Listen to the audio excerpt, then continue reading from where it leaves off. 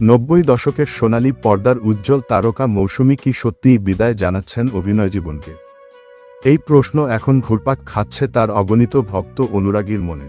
দীর্ঘ 1.5 বছর তিনি রয়েছেন যুক্তরাষ্ট্রের নিউ জার্সিতে।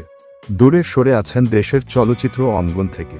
স্বামী অভিনেতা ওমর সানি জানালেন, মৌসুমী এখন অভিনয় থেকে নিজেকে গুটিয়ে নেওয়ার চিন্তায় রয়েছেন। ওমর সানির ভাষ্যে, 2-3 বছর ধরে মৌসুমী বলছে অভিনয় আর আগ্রহ পাচ্ছে না, ভালো গল্প পায় না, আর শুটিংয়ের সময় কাজের সঙ্গে কথার মিলও থাকে না।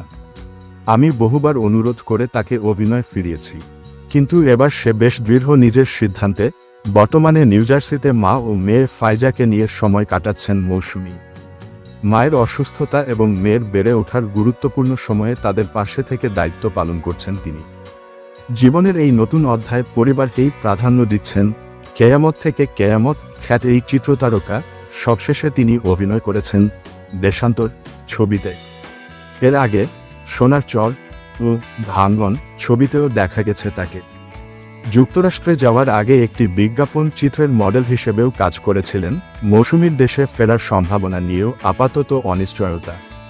ওমর সানির কথায়, এই মুহূর্তে মৌসুমীর দেশে ফেরার সম্ভাবনা নেই, বরং আমি হয়তো সব কাজ গুছিয়ে তাদের কাছেই চলে যাব।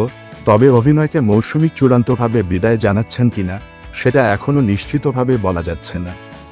হয়তো সময়ের ব্যবধানে, মানসিকতার পরিবর্তনে কিংবা একটি ভালো গল্পের টানে আবারও বড় পর্দায় দেখা যেতে পারে তাকে।